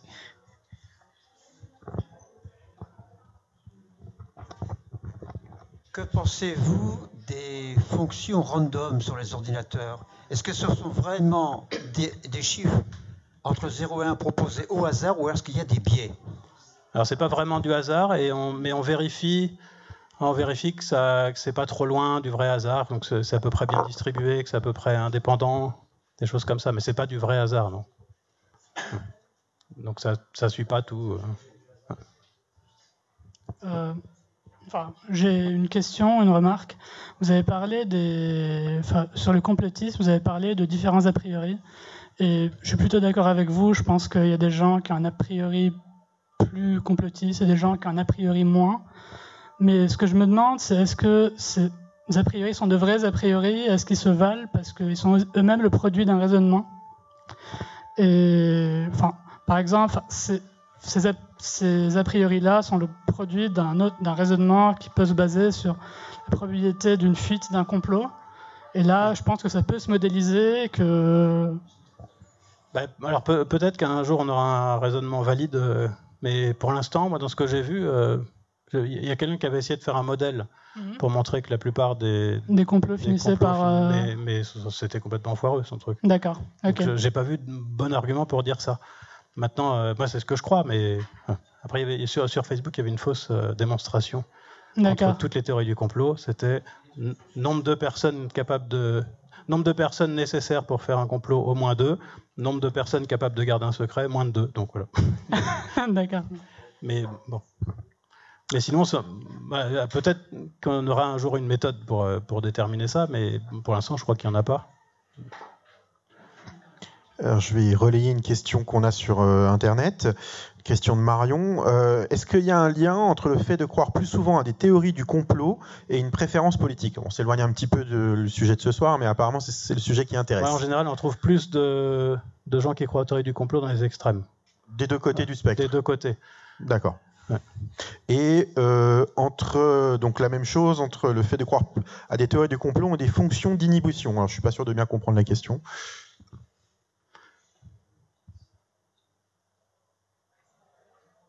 Je suis pas sûr non plus, donc je sais pas quoi répondre. Je voulais faire. Sinon, par rapport au positionnement politique, c'est assez logique, parce que si on pense qu'il y a souvent des complots, en tout cas du gouvernement, c'est que ce qu'on a comme gouvernement, comme type de gouvernement, ne convient pas. Donc c'est normal que... Oui. Je voulais faire la remarque sur les générateurs de hasard. Alors, j'ai enseigné un petit peu au collège et en lycée.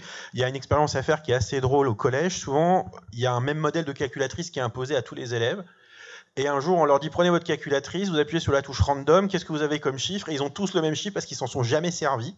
Et que ce sont des suites qui sont préprogrammées avec des systèmes qui génèrent des mondes, mais c'est la même. Comme c'est le même modèle de machine. Et donc, par hasard, ils ont tous le même chiffre. Et là, ils sont tous étonnés. Et faut leur expliquer. C'est très drôle. C'est très drôle à faire.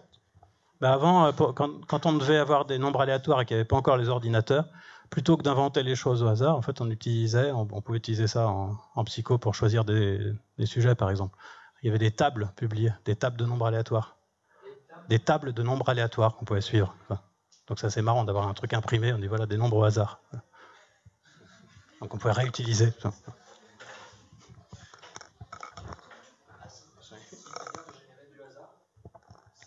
Attends, Hugo, on va te passer le micro. Une manière de générer du hasard reproductible, c'est de regarder l'apparition des décimales de pi. Voilà. Voilà. Astuce. Comme je disais tout à l'heure avec le premier, pour moi c'est un faux hasard. En fait, je pense qu'on confond hasard et quelque chose qu'on ne sait pas prédire. On ne sait finalement. Je suis pas sûr qu'on sache distinguer quelque chose qui est au hasard et quelque chose qu'on ne sait pas prédire. Parce que les décimales de pi, elles se tiennent par calcul quand même, par des algorithmes dont on est sûr du fonctionnement. Oui, au sens de la complexité. Mais il n'y a pas de régularité. Je vois pas le hasard là-dedans. Il n'y a pas de hasard. Voilà. Considérant les 10 000 premiers, donc c'est pas prédire le 10 000 millième. Il n'y a pas de lien entre elles, en fait, c'est ça. Il y a pas de... Elles sont indépendantes. Chaque décimale de pi n'a pas de lien avec les précédentes. Sauf qu'il y a un algorithme qui permet de les avoir les unes après les autres. Oui, un système de calcul qui permet de les... Système de calcul. Voilà, mais c'est pas quelque chose qu'on sait à l'avance prédire et ça se rapproche de ce qu'est le hasard. C'est ce que je disais, hein, il y a une confusion entre le non prédictible et le hasard, en fait. Bon, c'est ce qu'on appelle du pseudo-hasard, parce que c'est pas aléatoire au sens de la complexité, là, dont je parlais tout à l'heure.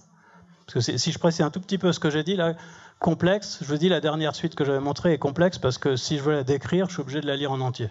C'est la complexité Kolmogorov. Oui, c'est ça. Et donc pour pi, la complexité est assez faible, puisque oui, donc c'est pas du vrai hasard. Mais ce que dit Hugo, c'est que c'est un bon pseudo-hasard, parce que ça suit... pas mal de règles qu'on attend du hasard, quoi. Voilà. Et notamment, c'est difficile. En fait, ça se voit pas que c'est décimal de pi. Si j'écris 1, 2, 3, 4, 5, 7, 8, 9, 1, 2, 3, 4, 5, 7, 8, 9, on devine la suite. Si j'écris un bout des décimales de pi, c'est pas visible que c'est des décimales de pi. Donc c'est difficile de prédire la suite, mais une fois qu'on a remarqué que c'était des décimales de pi, ça devient facile. Bon, c'est du pseudo-hasard. Effectivement, c'est pas du vrai hasard. Ouais.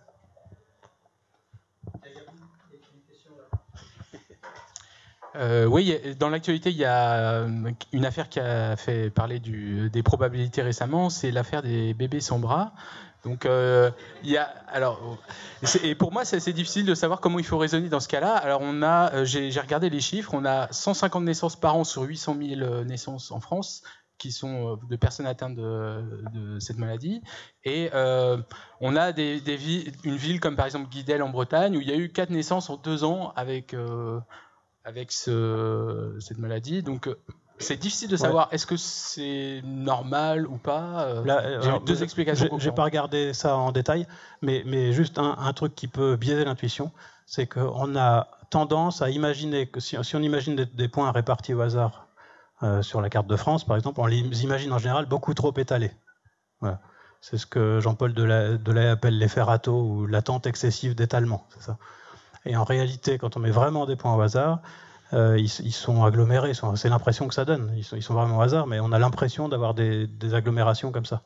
Donc c'est pas étonnant, probablement pas étonnant, s'il y a 150 cas répartis en France, que quelque part il y en ait 4 dans le même village ou assez proches, quoi. Est-ce que c'est improbable, ça ? Je pense pas, mais il faudrait faire les calculs. Je peux pas vous dire comme ça. Ça se calcule, oui. Ouais.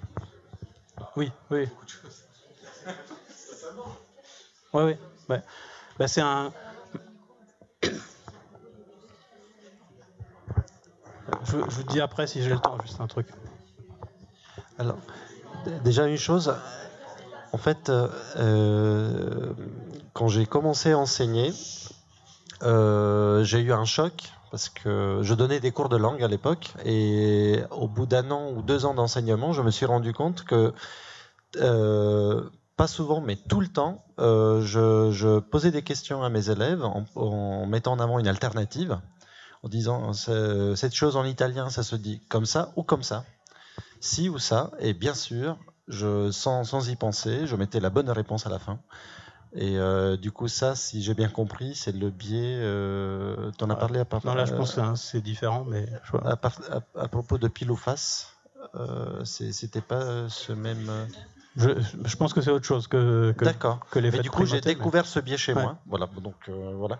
Ce qui m'a beaucoup frappé parce que j'ai essayé de combattre cette chose. J'y arrive pas. Je fais pareil pour les QCM. Après, j'inverse. Et après, je me demandais si donc les bonnes questions des élèves étaient dues à un biais, s'ils partageaient le même biais que moi.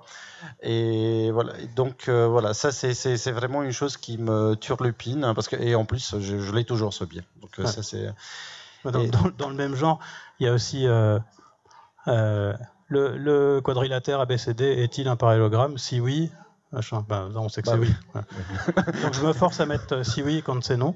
Oui. Et puis après, on m'accuse d'avoir piégé les élèves. Et après, à propos du chiffre 7, quand tu as parlé de somme théosophique, en fait, j'ai justement pensé au mécanisme de l'herméneutique ésotérique, les théosophes ou les anthroposophes, etc.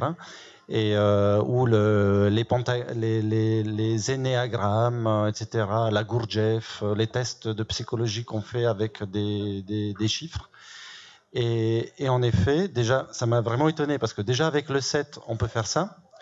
Après, en effet, ces gens-là ont en fait, donnent de la valeur à plusieurs chiffres.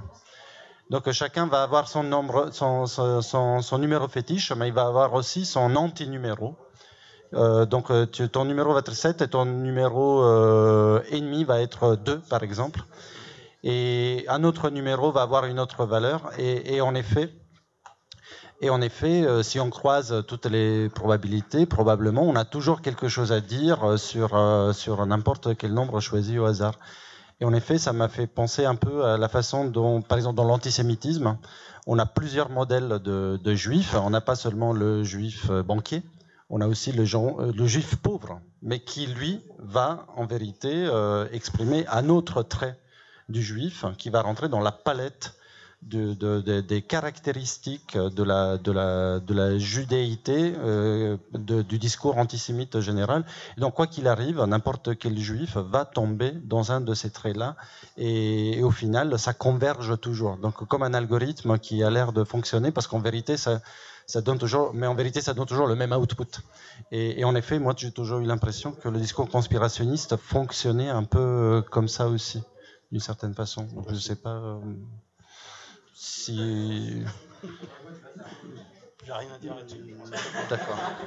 Je prends ça comme un commentaire. J'ai encore une question d'Internet de la part d'Emmanuel. Est-ce qu'on peut définir la notion de jeu de cartes bien mélangé ? Est-ce qu'on peut définir la notion de jeu de cartes bien mélangé ? Alors, il y a des gens qui travaillent dessus et c'est franchement dur comme question. Voilà, c'était la réponse d'Hugo Martin. Alors, voilà, deuxième petit tips de la soirée, quand vous mélangez vos cartes, faire le mélange, alors, apparemment ça s'appelle un mélange à la française, de genre couper, mettre par-dessus, couper, mettre par-dessus. C'est très, très, très, très, très mauvais. Il vous faut quelque chose genre 10 000 itérations pour que ce soit considéré comme bien mélangé. Voilà.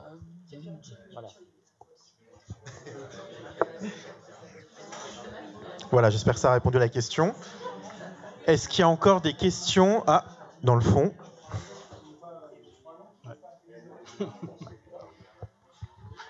La partie sur le créationnisme que vous n'avez pas développée, c'était toujours sur la logique du complotisme, c'est-à-dire avec la simplicité d'une suite de X, et donc comme par hasard, c'était ça que vous alliez développer, c'était juste Non, c'était pour dire un mot sur le lien avec la complexité perçue, mais qui n'est pas complexité au sens de Kolmogorov, parce qu'en fait, ce qu'ils appellent complexité de l'œil, par exemple, ça s'appellerait plutôt de la simplicité, selon que c'est pas aléatoire. C'était dans le sens où les gens, les personnes qui défendent le créationnisme disent comment est-ce qu'on peut imaginer que ça a été fait par hasard alors qu'il y a une telle logique à leurs yeux, quoi. C'était, j'imagine quoi. C'est ça. Ouais. Ok, merci. Voilà. Là, à la limite, il peut y avoir encore une question et après. Alors Nicolas veut bien une dernière question. Qui la prend? Vas-y Clément. Alors moi j'ai une question donc par rapport à ce qui a été dit sur les complotistes, le fait que pour eux la probabilité a priori qu'il y ait un complot est grande, donc ça fait que tous les éléments qu'ils vont voir après, ils vont les considérer comme renforçant leur idée qu'il y a un complot. Ouais. Et ben, enfin, pareil, enfin, pour dans l'autre sens, les gens qui considèrent pas forcément que la probabilité du complot est grande, ça va les conforter dans le fait qu'à moins qu'ils aient des preuves en plus, qu'il n'y a pas de complot. Donc là, la question, c'est moi, la différence que je vois, c'est surtout les complotistes n'attendent pas de preuves qu'il y ait de complot. Bah, moi, je n'irai pas jusque-là. C'est que ceux qui sont pas considérés comme complotistes attendent plus de preuves qu'il y en ait. Enfin, c'est attendre que ça a été prouvé plutôt que de considérer que si ça n'a pas été invalidé, c'est vrai. Oui, c'est un peu ça. Mais c'est juste logique si on pense a priori que quand il y a un attentat, c'est pas un complot, et donc on attribue, si on met ça sous forme de proba, on attribue une proba très faible au complot. Bah, c'est normal qu'il nous faille beaucoup de preuves pour changer d'avis. Et si au contraire on est presque sûr que c'est un complot, c'est normal qu'il faille beaucoup de preuves pour changer d'avis aussi, mais dans l'autre sens. Mais après, la difficulté, c'est que si on croit très fort que c'est un complot, évidemment, les arguments peuvent souvent être réinterprétés comme faisant partie du complot. Et du coup, beaucoup d'arguments vont en fait renforcer, au contraire. Mais toujours dans la même logique parfaitement rationnelle. C'est rationnel si on est presque sûr que c'est un complot et que les gens sont soit font partie du complot, soit sont idiots et sont fait avoir par les complotistes, et que quelqu'un vient dire non, la théorie officielle est la vraie, c'est logique de l'interpréter selon ses croyances en disant probablement il s'est fait avoir par les gens du complot qui font croire ça. C'est pareil avec Monsanto, là. On ne sait pas quoi répondre, mais c'est juste logique. Si on est convaincu que Monsanto est capable de payer 100 000 personnes sur Twitter pour écrire en français, ça m'étonne, mais pour écrire des trucs à la louange de Monsanto en français, c'est logique quand on voit un truc à la louange de Monsanto de penser qu'il a été payé. Et après, il y a plein d'arguments. Moi, ça ne me convainc pas du tout, mais je comprends que ça puisse convaincre. Par exemple, le fait que sur ce sujet-là, il y a beaucoup plus de réactions que sur plein d'autres. Voilà, parce qu'il y a plein de conneries qui sortent tout le temps à la télé, les gens le disent, mais ça fait pas un scandale pareil. Enfin, c'est plus ou moins insoluble en fait. Enfin, je veux dire, ça dépend vraiment. Après, ça veut pas dire qu'ils sont insensibles à tous les arguments non plus. Faut pas. Mais de même que moi, dans l'autre sens, je crois pas aux théories du complot et sur des cas particuliers. Mais quand on me dit regarde ce truc-là, c'est bizarre, je suis capable de me dire que ouais, c'est bizarre. Ça me fait pas changer d'avis, mais ça un petit peu. Voilà, je change un petit peu le curseur, je pense. Je regarde l'heure. Ouais, là, il faut vraiment que j'y aille. Donc, merci à tous. Merci Nicolas.